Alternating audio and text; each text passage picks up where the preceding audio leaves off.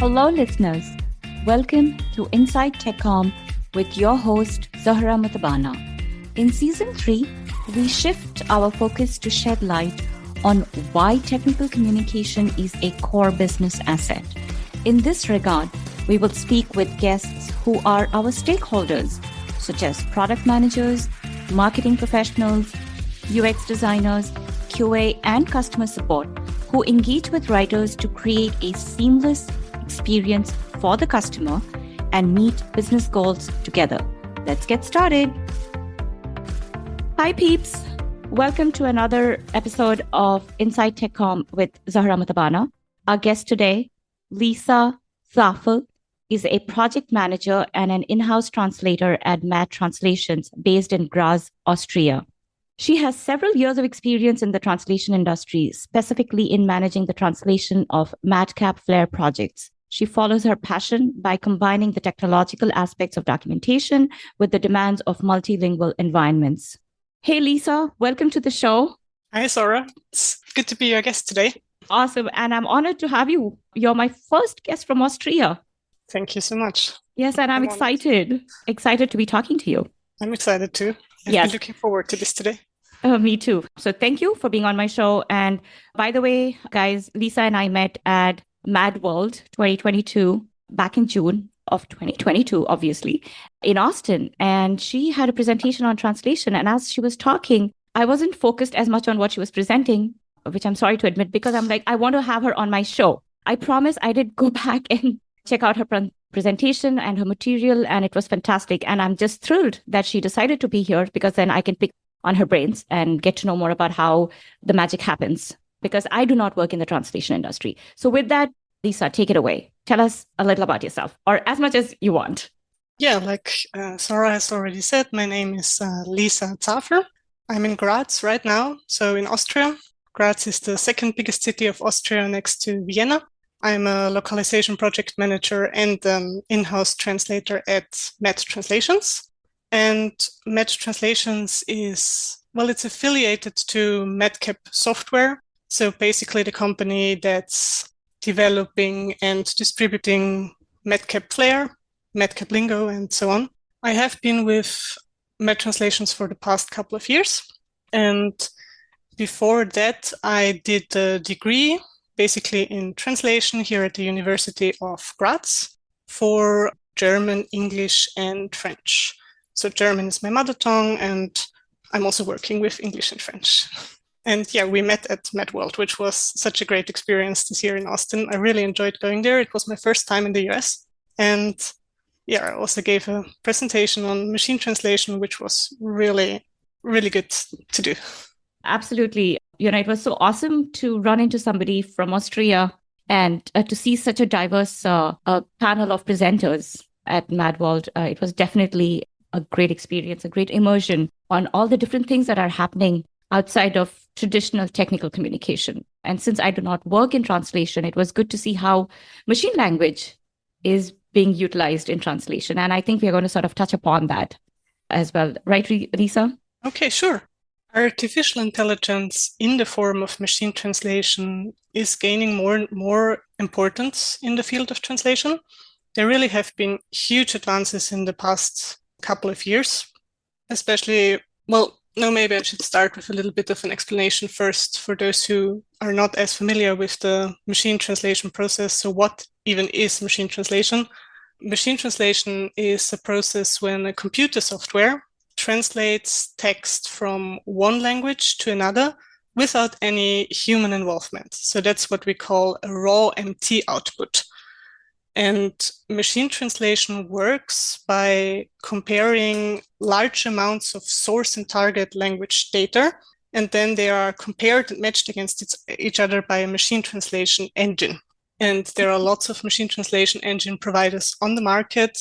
The best known ones are probably Google Translate or Amazon Translate, Microsoft Translator, something along these lines. And as I've said, there really have been huge advances, because 10 years ago, machine translation was only available for a couple of languages. But as of today, most of the world's bigger ones and also many middle-sized and smaller ones are supported by machine translation engines. Is machine language translation the same as leveraging AI? I mean, is it another word for AI, or is it using AI to do machine language translation? Well, in our world, machine translation is based on AI. Something that also always comes up when talking about machine translation is post-editing. So post-editing describes a process by which a human linguist, so what we call a post-editor in this case, reviews the machine translated output, so the MT output, the raw MT output, and makes corrections to it in order to improve the outcome. So in most cases, there will be some form of post-editing, because raw MT output, even though there have been huge advances, still can be pretty unreliable, especially when you are trying to use machine translation for any texts that your customers can see, or even something like a safety instruction or a contract. So it's really important that the real life human being is thoroughly checking these texts after the machine has pre-translated it. Oh, that's good to know. So I was at an interview recently, Lisa, where I was asked if artificial intelligence, AI, replaced technical writers. In the context of this conversation, may I ask, has machine translation replaced translators since there has been such significant advances? No, it has not, and I don't think that it will replace human translators. I don't think that it will fully replace human translators. Let's put it like that. I mean, with all the advances in the field, of course, there are being more and more text types that are fully translated by machine translation, like anything that's maybe, I don't know, internal company letters or emails. Basically, everything that's not customer facing can already be well translated with machine translation. And most of the time, you will get a pretty decent output. And the engines are definitely going to get better and better, maybe even to a point where there's not so much of human post-editing needed. Anyway, however, I still think that there will always be humans involved, just because I don't know, it will always need humans to really cater the texts to the target audience. So also, for example, whenever there is some creative writing involved, for example, let's take marketing texts or something like that, anything with puns, wits, idioms, allusions, irony, something like that. The machine translation engine, as good as they are, they don't understand what they translate. They just can't read between the lines. Yeah, I think humans will remain the experts for that for quite a while. And also there is so much around translation that can't easily be replaced by machine translation. I mean, when we're talking about the translation process, it's not only getting the text from one language to another. There's so much more to it. There's this whole localization management around it when it comes to, well, taking care of the translation memories and organizing terminology, just keeping everything in place, allocating the translations, managing everything. So I think humans will continue to play an important part in that. I love how you said reading between the lines, that machine translation is not there. And that was one of I did not, argue about in such an articulate manner. I think you did it beautifully. It's sort of, I think it aligns with what my theory is, that it's going to be some ways off before that can happen. And I think one of the things that I said was it is emotion unaware, culture unaware. Culture is also a very important thing. Right? And context. Localizing to culture, context. Context, all those things are so important. And for that to happen is some ways off. And I'm talking in the next 3 to 5 years. We obviously don't have a crystal ball that looks into the next 10 years. And it is advancing pretty fast, but it's advancing really fast. It's exciting to see what we will experience in our lifetime. Yeah. And I think, of course, this is not the scope of our discussion, but I'm interested to see where this technology will take us and how we as humans can adapt, because this is going to happen in every other field. It's not just within translation or technical writing. It's happening across all fields. It's getting faster and faster. It's getting faster and faster. So as humans, we have to stay ahead of the game. But I think since we jumped right into what is machine translation, which is fantastic, I want to sort of take a step back and talk about what the process is at your company. Most of the time, it starts with a company wanting to expand their business or to go global. And that's when they first approach us because they need translations or other language services to do so. So basically, and it's often technical writers who are approaching us first. And there are project managers like myself who are guiding the technical communicator through the whole process. So for us, the first step is always to evaluate our potential new partners' needs. So we are definitely going to have a look at the source material, and we're also going to discuss the service levels with, the technical writer in this case. So is translation maybe sufficient, or do we rather recommend translation and the revision? Or is the text suited for machine translation? We also always evaluate that. Something that's also important for us to figure out at first is if there are any additional needs. So, for example, are there any images that need to be localized or screenshots or something like that? Is there going to be DTP work or anything, basically? So we're just evaluating the needs and discussing everything with the technical writer in this case. And during this whole process, it's very important for us that our contact persons, so the technical writer, just reaches out to us if there are any questions coming up, because as much as we are the experts when it comes to the localization of content, the technical writers are definitely the experts when it comes to their material. And I really think that both parties have to, work together. That's really indispensable, in my opinion, just to achieve the best possible result. So if there are any questions during this phase, please always feel free to ask your language service provider any questions, because you're potentially looking for a long-term partner. So it's important to figure all these things out. And after we've evaluated the needs and answered all the questions, we're going to prepare a quote for the potential new client. And if the quote gets accepted, we get the translation project started right away. We give the translations to our experienced translators, either in-house translators like myself, or we're also working with lots of freelance translators around the globe. But they are definitely, all of them are experienced translators. They are translators according to the ISO 17100 standard. Mm-hmm. So this means they either have a formal education and some experience, or they have a certain amount of years of experience, which also qualifies them to do translations for us. And we also make sure that the translators are specialized in the field of the respective client. And we always encourage our translators to ask questions if they don't understand something, or if they need more context to fully grasp the meaning of something in the source text. I personally think that's really important, because of course they are not the experts for exactly this product or software, but I think it's very important that they get an understanding of it, that they understand what they're translating, do the research. So whenever there are any questions, I definitely encourage that they send them to me, and I get in touch with the technical writers. Hey, they just sent me some questions. Would you be so kind as to have a look and try to help them out?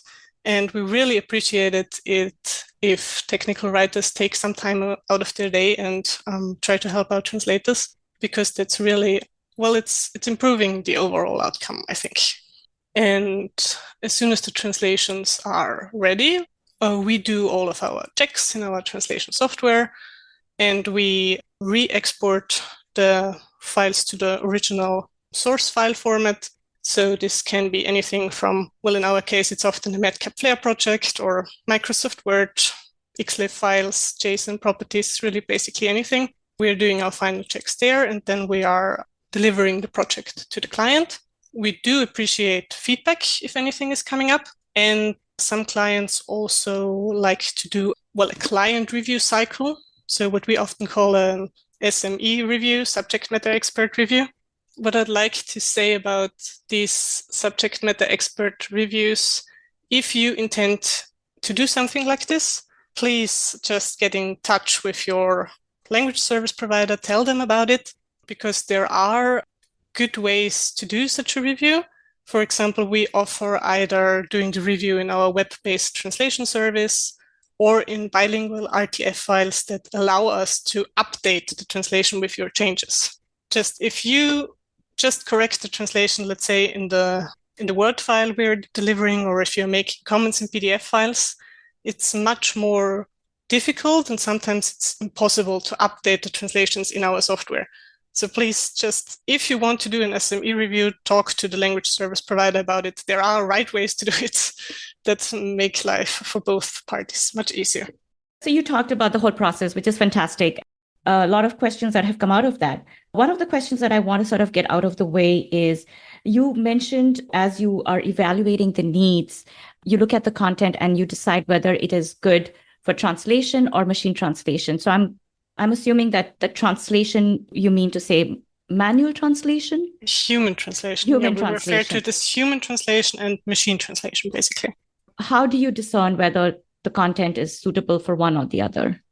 All contents are suited for human translation. Mm-hmm. That's just how it has been for many, many years. Mm-hmm. But when it comes to machine translation, well, there are certain text types that are better suited for machine translation than others. Like I've already stated before, everything that's non-customer facing is definitely good for MT, like internal company letters, news articles, internet posts. They mostly have simple contents and are ideal candidates for MT, but also everything in the field of technical documentation.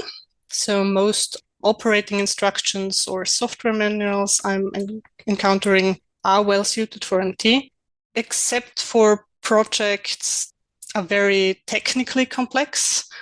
So I can just talk from my experience with MedCap projects. If there are lots of very complex conditions and variables in there, I would probably not recommend using machine translation, just because the MT engine doesn't really understand these concepts and can't make much of it. And text types that are not so well suited for machine translation in general is, like we've already said, anything that's creative or contains cultural references. Also, complex legal texts are not so well suited for machine translation, just because they normally have really highly specialized terminology and long and complex sentences that are really important. So we rather do human translation for those. And also something that is nearly always translated by human translators, at least in our company, UI strings. So the user interface texts of a software, for example, because MT engines work best with longer sentences and larger textual context. And UI strings, they are often submitted, for example, in Microsoft Excel format. And there's mostly unrelated terms, and often there's only one word per cell, and that word might even have several meanings. Right. Let's, for example, take open. That's a very common English UI string, but it can be a verb to open something, or it can also be an adjective to be open. So that's really, really difficult for an MT engine. It's already difficult for a human translator. They often ask questions when it comes to things like that. I would have never thought that there's so much that goes on with translation behind the scenes. It's pretty complex, but I think that also applies to technical writing. I mean, all of these processes are so much more complex if you're in the middle of it. Absolutely. Yes. Just a thought here. In your opinion, internationalization versus localization, I've always struggled with that. Maybe you can be my SME and tell me what the difference is. So localization basically refers to localizing a certain product or software to a specific country, to a specific market. So really localizing to the local culture and the laws and the concepts that exist in this country. And internationalization more refers to, well, kind of streamlining the original product or software. So to remove or make easier everything that would need to be localized afterwards. So basically to just make the source product easier and taking out contents that would need localization afterwards. And I think that makes sense. as you were sort of sharing your perspective on internationalization, from my perspective, I'm thinking, okay, we are talking about how does content in the context of technical communication contribute to business value. So as a technical writer, if you're writing content, you want to be, even if you're not sure if this content is going to be translated, you want to be aware about how your content is being written so that it is devoid of cultural nuances. I think the cool things that you said earlier in the interview, puns, idioms, illusions, ironies, that kind of stuff, so that it lends itself better to localization down the road. That was a really good explanation. Thank you. Yeah, I know. Thanks to you. I mean, you brought it all together for me. So just like as much as I'm synthesizing information as you're giving it to me, because I'm like, the bottom line is how is content contributing to business value? That is my focus for season 3. So far, all the things that you've talked about, right? Machine translation, the open dialogue between technical writers and translators. That's and really important. All that sort of starts contributing to, okay, if you're keeping all these things in mind ahead of time, then the work that needs to happen downstream can save you costs. So I don't create content that is going to be translated, but being aware of that. And sometimes it's just as part of our training, it's in our style guide. Don't do this. And I don't pay attention to that. Why? But it makes sense now, right? It's like, oh, that aha moment. Yes. In any case, I need to create content that is devoid of all these references and nuances. And also content that's consistent and precise. That's also precise. Very important. Very important. I realized at some point I said manual translation. And I know that as we move towards more inclusive language, human translation. So I had to stop and correct myself. It's important that I also become aware of how the language is also changing in my industry. So thank you for that. I'm really having fun. We've talked about a lot of stuff here, Lisa, Now, down to the meat of the question. You've touched upon how translation can save time. But in terms of saving cost, apart from the things that you have already mentioned, what can you think of that technical writers can do to save cost downstream? I'd like to talk about 3 topics, if possible. Please. Starting out with translation, well, what we call basically translation-oriented writing.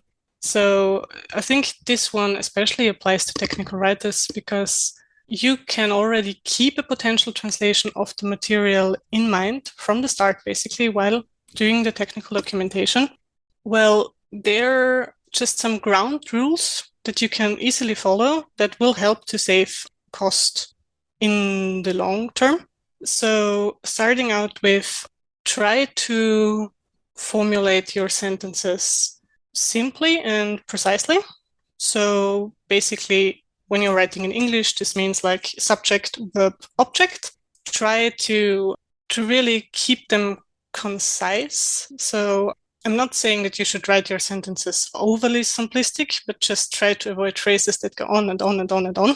And something that's also really important is, well, terminology. Let's say you are talking about a laser scanner, for example, in your documentation, then call it a laser scanner and not device, for example. And after you have chosen your term, try to stick to the same term throughout. So it's really important to be specific and to use unambiguous terminology. Well, I'd also say be careful with abbreviations, especially the non-official ones. Try to explain them somewhere because, well, the translator will not know your company internal abbreviations. Also try to avoid filler words, try to avoid incomplete sentences. It's really important to try to stay as consistent as possible because consistent texts are what is really important for the second topic I'd like to discuss, and these are translation memories. So I'd just quickly like to explain the whole process. When you are sending us a text to translate, after evaluating everything, we import that text into our translation software. And this translation software must not be confused with automated machine translation. So that's not the same thing. Automated machine translation is really, as we've said, no human involvement. Machine translates text. And a translation software is just a software where translators and agencies, translate the texts, basically. We don't translate them in Word or something. We do translate them in a translation software. Well-known translation softwares, for example, are MemoQ or STL Trados Studio, for example. And in this translation software, there are two columns. There's a source column and the target column. So there's the source text on the left and the translation goes on the right. And the text is split up into different segments. And normally one sentence constitutes one segment. That's how the text looks for a translator. And then the translator starts to translates all these segments, and there are kind of segment pairs. They match together. And after the translation, after we did all of our checks, we save all these translation pairs in a translation memory. That's basically a database where all the translations for this specific project are saved in. And now let's say the client is sending the same manual again 6 months later. Of course, he has continued working on the manual and it's an updated version now. They are sending the manual again. We are importing it again into our translation software. And then we run the text against the translation memory to see what has already been translated before. So everything that has been translated before is what we call a 100% match, or even a 101% match if the context is also the same. And those segments are pre-translated by our translation memory, and we do not charge for them anymore. So the client is only paying for anything that's new or has changed. And of course, over time, more and more translations are being saved into the database, into the translation memory. And this helps to tremendously reduce the cost over time because there's more and more within the database. This just leads me to the third and last point. Sure. To save money with translations, this is basically centralizing your translation business. So I do understand that often you will have different language service providers, different vendors you send translations to. But in the long term, it's really best to form a long-term partnership with one translation service provider, just because of all the translation memories. And it's just a partnership is developing. And of course, if you are asking us for your translation memories, we will send them to you. This is your content. You own these translation memories, and you can send them to a different vendor, for example. But we also often receive translation memories from the clients that they have received from their previous vendors, for example.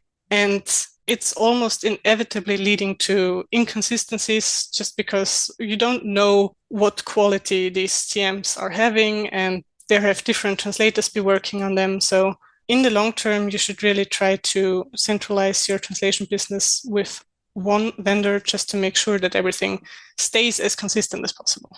So those are my 3 tips for saving money, basically.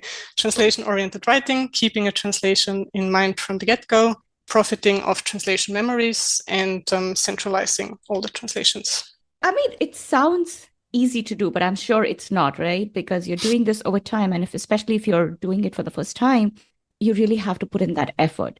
Have there, in your experience, has there been a point in time where something was so, where you had to reject and say, we cannot translate, or they had to just go back to the drawing board and just start from scratch?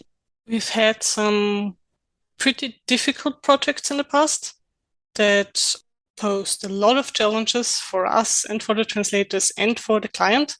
I think we have never said we can't help you at all.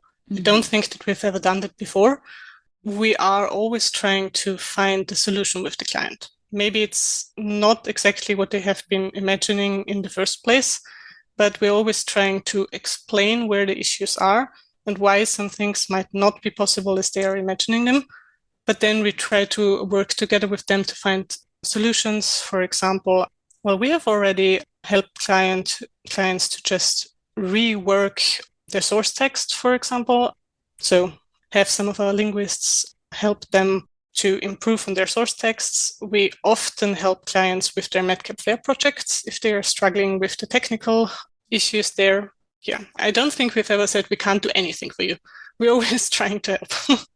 Yeah, I think that was probably an extreme question, but I just wanted to kind of see, for example, if there have been real challenges. But I think I'm going to sort of flip what you gave us and say everything that you said, right? You can take care of these things upstream, then it doesn't become a problem later. So you're going to save costs with translation, and then you're going to reach a larger target audience. So the company reach, the content is reaching a larger audience, it is localized. And if you're taking care of all these things, you're saving cost with translation, you are expanding your business.